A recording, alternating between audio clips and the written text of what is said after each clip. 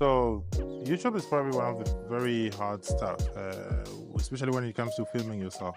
Sometimes you have to show products, sometimes you have to shoot yourself, sometimes you want to show your cinematography skills, so forth and so on. There are just way too many things that you want to do when you're on YouTube that is sometimes hard to do on your own.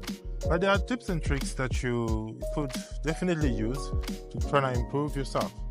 One of which being simply shooting on a tripod. I have my camera set on a tripod right now. I'm shooting with my 24mm on a crop sensor, which is an equivalent of a 35mm. So it just makes it very easy for me to, for example, see myself.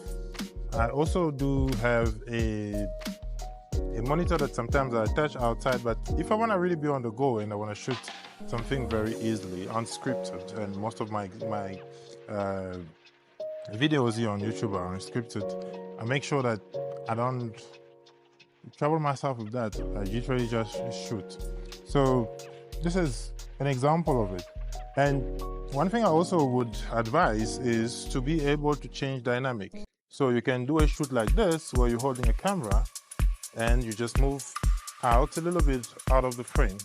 It makes things a little bit more dynamic because it's not really the same shot all the time.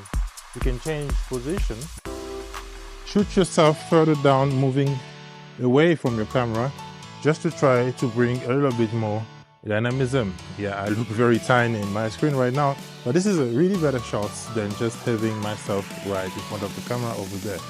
And if there is one thing that a lot of people on YouTube also don't do is they don't shoot on the side a lot. All the time, we always want to be talking to the camera. I'm not saying it's bad, but sometimes looking on the side, being like this, following the horizon line and just giving space is also something that could be interesting.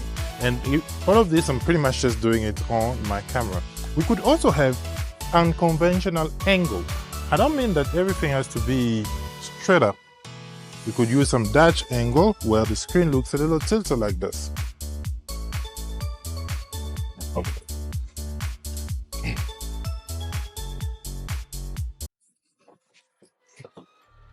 This is the Dutch angle. Because of the line here and just the portion of my head, this pretty much I think looks killer and beautiful. I have to say, I didn't expect this shot to look this beautiful. And on a shot like this, I don't necessarily need to look at the camera. I can just be on the side doing something like this to invoke some sort of emotion. And filming yourself on YouTube, just to make it a little bit more interesting, can be done in ways like this. It's all about trying to bring the camera closer to the people, or trying to bring the emotion closer to the people with the camera angle that you use. And I can also change my angle with a different perspective. Let's try to do something like this, a little bit more crazy. I'll just stabilize my camera. So I'm literally using this is different. This is pointing upward and I don't know what I'm doing here, but I think it looks really amazing. So it could be a nice angle as well. And sometimes shooting the emptiness is also very interesting. Like a chair on its own. That could be a nice shot. I can come in and do something like this. Focus on my Crocs over here. That's also a nice shot. Shooting yourself doesn't always really have to be something that you have to think about it so much. I'm holding my tripod with one hand and I'm holding it, turning around. I could be pointing at something over the horizon, focus on my hands over there, or just come back to me. That also is a cool shot. I mean, YouTube has to be fun at the end of the day. If there is something that I really have understood is we are here to experiment and shouldn't take it too hard on ourselves sometimes. And for example, a good landscape with leading lines or vanishing points, that's also good. Can you look at that? We have a very nice lines that goes from up here to my head down there. Shooting yourself for YouTube should be interesting, fun game, and everything that you really have wish to accomplish on your own. Nobody's paying you. Obviously, people are watching ads sometimes. I'm not at that point yet. Please don't forget to subscribe. This is probably the most all over the place video that I've done over the time.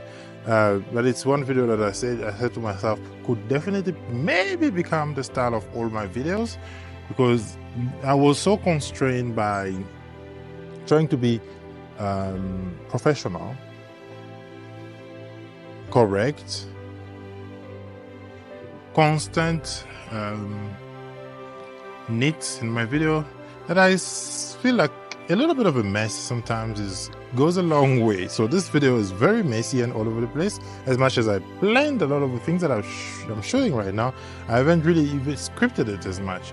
So it came pretty much spontaneous. So it's true that I'm going to edit here and there, but I'll try to keep it as raw and as much straight out of the camera as possible. There's no post editing. I've shot all of this myself, and I haven't really conceptualized it a lot. I have one lens stuck to my camera and I say I'll shoot everything with that. Generally with my 20-4, I tend to be very close to the camera, but I feel like being as far to the camera also just works to my advantage. Look at this nice view over here. Who would have thought that the 24mm could be so interesting? I generally shoot with the 50 nifty 50 so that I can blow the background off and have that very nice background blur. But this works just as good, and I am enjoying it. So YouTube shouldn't really be ruling you, or cinematography in that sense. Just have fun, go out there and shoot. That's probably the most important thing, right? I think so too. Oh, and by the way, I still shoot Fuji as well. I still have my camera over here, my Fujifilm. Where is it? It's in the room.